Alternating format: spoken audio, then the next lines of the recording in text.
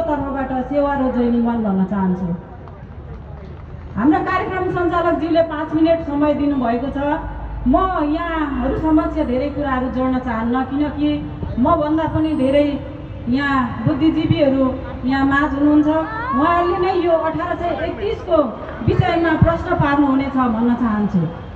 जुन 1831 साउन 22 गते पृथ्वीनारायण शाह र लिम्बुवान बीचको यो लालमोहर सन्धि आज यो साउन 22 गते यो जुन स्मरण कार्यक्रम रहेको छ, हामीले स्मरण कार्यक्रम सँगसँगै हाम्रो गुमेको हाम्रो भूमि जुन लिम्बुवान भूमि, लिम्बुवान स्वायत्त भूमिलाई हामीले बिउताउनको लागि पनि सायद आज यो 2083 सालदेखि हामीले यो स्मरण कार्यक्रम हामीले सञ्चालन गरेको जस्तो मलाई लाग्छ।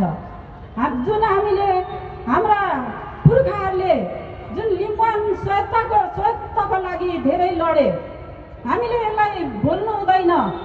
अहिले हाम्रो के छ भने हामी अहिले विभिन्न राजनीतिक दलमा छौँ, तर म यहाँ सम्पूर्ण सहभागी हुनुभएका आम समुदायलाई म के आग्रह गर्न चाहन्छु भने हामीले यो भूमि, हाम्रो यो माटो, यो लिम्बुवान भूमिलाई हामीले पार्टीभन्दा पनि माथि हेरेर उभिएर हामीले हेर्नु जरुरी छ। जुन हामीले 1831 मा जुन हाम्रो लालमोहर सन्धि गोर्खा र लिम्बुवानसँग भयो, त्यति बेला जुन यो लालमोहर सन्धिमा लिम्बुवान स्वायत्त हुनुपर्छ भनेर लेखिएको थियो, तर 2025 सम्म लिम्बुवान स्वायत्त नै थियो। 2025 सम्म हाम्रो लिम्बुवानमा हामीले जुन तिरो विकासको कामहरू लिम्बुवान स्वायत्तमा हामीले जिम्मा लिएको थियौँ भने परराष्ट्र मुद्रा र हाम्रो रक्षाहरू केन्द्र अथवा काठमाडौँले लिएको थियो। त्योभन्दा अन्य विकास र तिरोको कामहरू लिम्बुवान स्वायत्तले जिम्मा लिएको थियो। तर पछि 2025 राजा महेन्द्रको पालामा त्यो जुन हाम्रो लिम्बुवान स्वायत्त पनि भूमि आयोग ऐन लागू गरेर यो लिम्बुवान स्वायत्त पनि महेन्द्र राजाले अतिक्रमण गरेको पाइएको छ। र यो जुन अतिक्रमण गरेको यो हाम्रो लिम्बुवान स्वायत्तलाई हामीले फेरि कायम राख्नुपर्छ।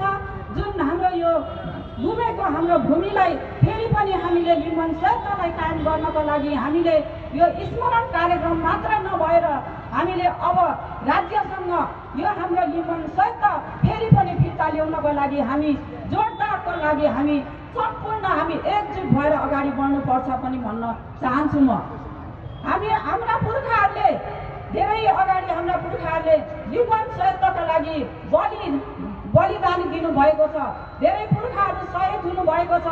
पछिल्लो हाम्रो यो लिम्बुवान प्राप्तिको लागि पनि विजय विवेक, मनिल मान्तोक र लाजेहाङ जस्ता शहीदहरूले पनि लिम्बुवान स्वायत्तको लागि, लिम्बुवान भूमिको लागि नै हाम्रा विभिन्न हाम्रा शहीदहरूले शहादत प्राप्त गर्नुभएको छ।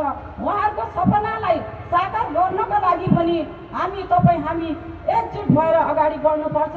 म फेरि पनि अन्त्यमा म के आग्रह गर्न चाहन्छु भने यो स्मरण कार्यक्रम सँगसँगै अब हामी राज्यमा हामीले यो लिम्बुवान स्वायत्तको लागि, लिम्बुवान भूमिको लागि सम्पूर्णले हामीले आवाज उठाउनेछौँ।